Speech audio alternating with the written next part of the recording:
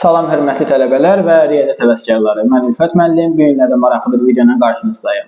Gəlin əlimizə iki kağız parçası götürək və kağız parçalarının birinin üzərində yazaq 1, digərinin üzərində yazaq 10 və bu kağız parçalarının hərəsini bir əlimizə götürək.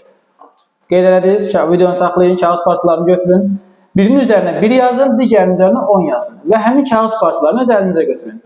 Ya biri sağ əlinizə götürün, onu sol əlinizə götürün və yaxud da əksinə.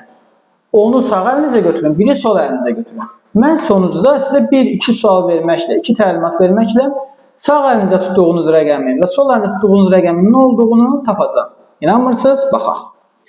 Kağızları hazırladınız və sağ əlinizdə bir kağız parçası, sol əlinizdə bir kağız parçası. Siz bilirsiniz ki, artıq sağda olan rəqəm hansıdır, solda olan rəqəm hansıdır. Qeyd edirəm, kağızların üzərində 1 və 10 qeyd edirsiniz.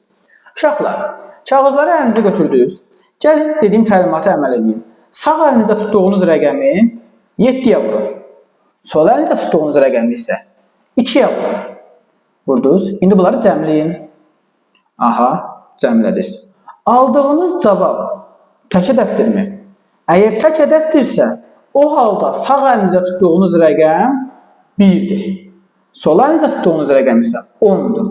Yox, əgər cütələr almışsınızsa cəmi, onda sağ əlinizə tutduğunuz rəqəm 10, sol əlinizə tutduğunuz rəqəm isə 1-ə bərabərdir. Video xoşunuza gəldisə bəyənməyi və kanala abunə olmağı unutmayın. Əgər videonun izahını istəyirsinizsə, əyləncəli riyaziyyat başlıqlı bizim YouTube kanalımızda videomuz var. Orada bunu detallı şəkildə izahını vermişəm. Siz də bunu öyrənməklə həm yoldaşlarınızla bunu öyrənə bilərsiniz, məşq edə bilərsiniz, həm də daha da biliklənə bilərsiniz. İşiniz avanlı olsun. Hələlik.